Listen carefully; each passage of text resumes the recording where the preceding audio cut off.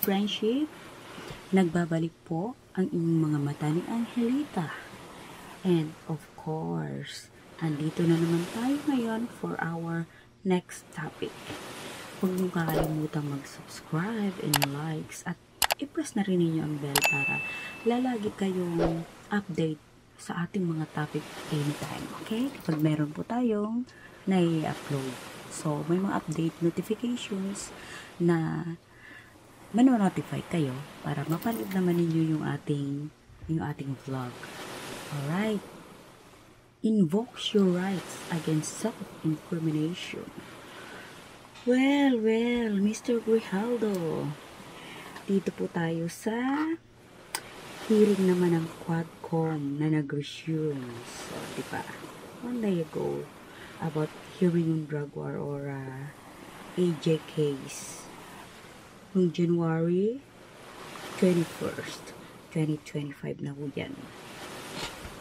Well, ang palaging sagot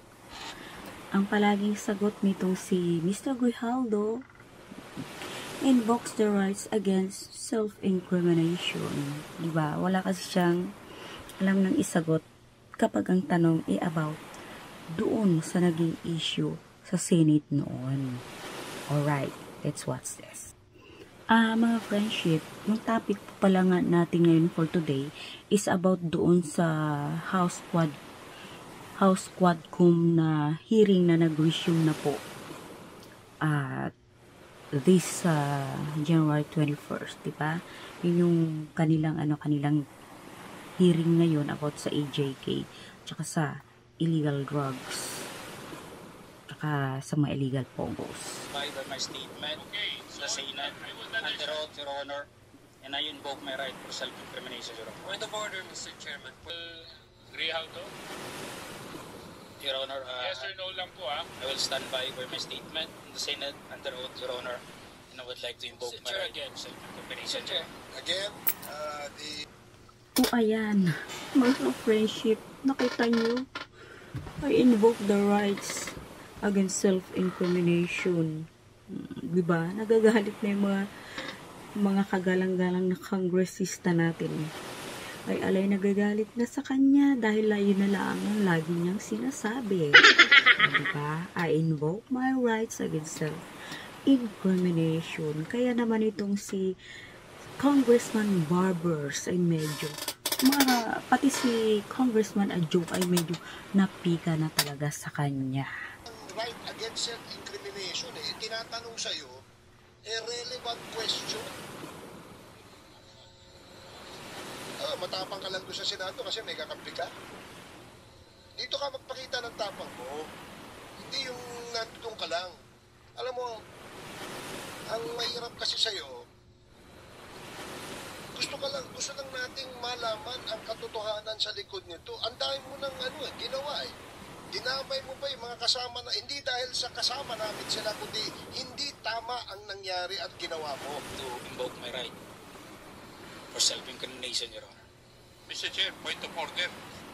Ayan nga po, naiinis na po sa kanya ang mga kongresista. Bakit naman kasi Colonel Grijaldo? Bakit naman kasi ang tapang-tapang mo nung nasa Senate hearing ka, nung nasa Senado ka? May pabasa-basa ka pa nung, diba, na talagang nag-post ka, na truth lang ang lahat ng sasabihin mo. Bakit ngayon? Yan ba utos sa'yo? Puro I invoke my rights against self-incrimination. Yan ang sasabihin mo kasi yan ang utos sa'yo. Diba? Yan ang utos sa'yo ng mga bossing mo.